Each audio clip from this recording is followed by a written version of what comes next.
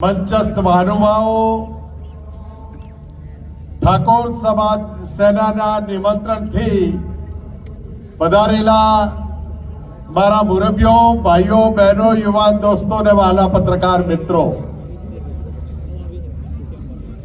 અલ્પેશભાઈ સરસ્વતી વંદના અને બા સરસ્વતીની આરાધના કરવા માટે આપે સમગ્ર ગુજરાતને નોતરું આપ્યું છે. આ મારા સમાજના મોભીઓ બેઠા છે. મને ખબર નથી આપણે બધા 84 ના ખાતા વાળા છીએ કે સાહેબ.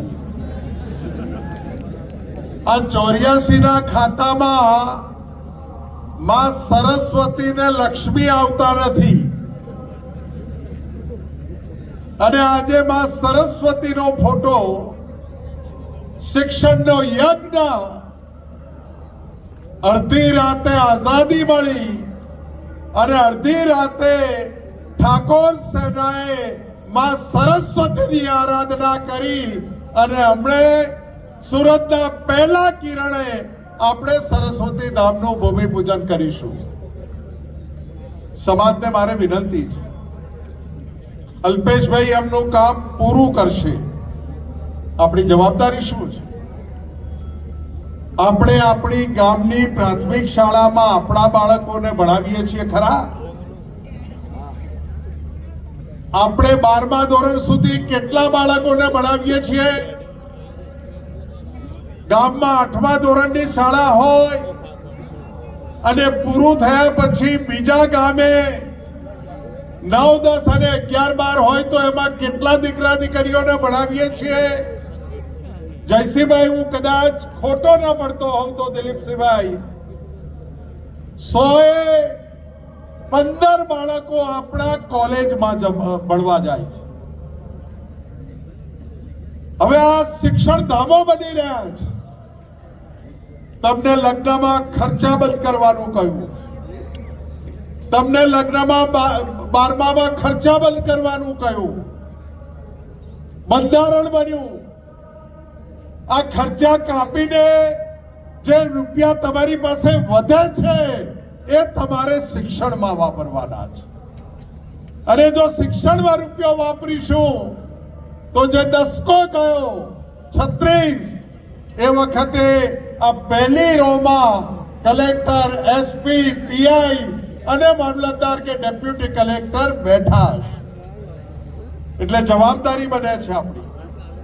મને કેટલાય મિત્રો કહે છે કે જગદીશભાઈ, અમારે વિવાહમાં રૂપિયા ઓછા વપરાય અને દીકરા દીકરીને ભણાવવામાં રૂપિયા વધારે વપરાય. ગામની પ્રાથમિક શાળામાં કોના દીકરા દીકરી ભણે છે? જે સમાજોએ પોતાની સંસ્થાઓ બનાવી, એ પોતાના બાળકોની ચિંતા કરે, અને જે ગ્રામ્ય વિસ્તારની સરકારી શાળાઓ છે એમાં 90% આપણા બાળકો ભણે છે. તો એની ચિંતા, એ શાળાઓ સાચવવાની પણ ચિંતા આપણે કરવી પડશે. એ શાળાઓને સમૃદ્ધ કરવાની ચિંતાઓ પણ આપણે કરવી પડશે. હમણાં લાઇબ્રેરીઓ ખૂબ બની, દીકરા દીકરીઓ સરકારી નોકરીઓમાં પણ લાગે, આર્મીમાં પણ લાગે, પણ 12 મહિને કદાચ લાખ નોકરીઓ પડે તો 3-4 હજાર આપણા બાળકો નોકરીઓ લાગતા હશે. બાકીના શું કરશે? તો સમૃદ્ધ ખેતી તરફ કામ કરો, પશુપાલન તરફ કામ કરો, અને લાઇબ્રેરીઓને જે આપણી સંસ્થાઓ છે એમાં રોજગાર લક્ષી કામ થાય એવી પણ કંઈક ને કંઈક આપણે વ્યવસ્થા કરવી પડશે. 2 જિલ્લાનું બંધારણ બન્યું છે. આખું ઉત્તર ગુજરાત ને મધ્ય ગુજરાત અહીં બેઠું છે. જિલ્લાના મોભીઓને વિનંતી કે તમે તમારા જિલ્લાનું સામાજિક જે બંધારણ બનાવવું છે, બંધારણ તરફ આગળ વધો. બનાસકાંઠાને પાટણથી આપણે બંધ નથી કરવાનું.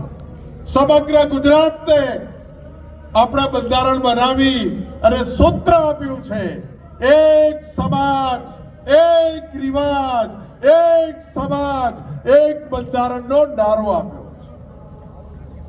વિક્રમભાઈ અને કલાકારો બેઠા છે.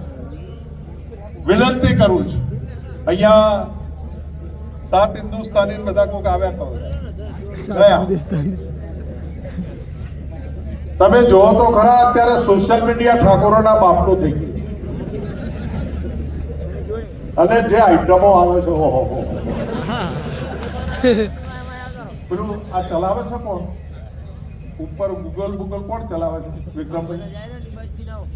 આ ઠાકોરોમાં જે અદાકારી છે, ઠાકોરોમાં જે સર્જનાત્મક શક્તિ છે ને, આના લોહીમાં કળા છે. પહેલાના જમાનામાં ધોતિયાનો છેડો આમ કરી ખોહે ને તો જેને ખબર પડે એમને જ ખબર પડે કે આ ધોતિયાનો છેડો ચમનો ખોહે. હોશિયાર આના જેટલી કોઈ કોમ હોશિયાર નથી. વિક્રમભાઈ, વિનંતી કરું છું, સંગીત એકેડેમી ચાલુ કરો.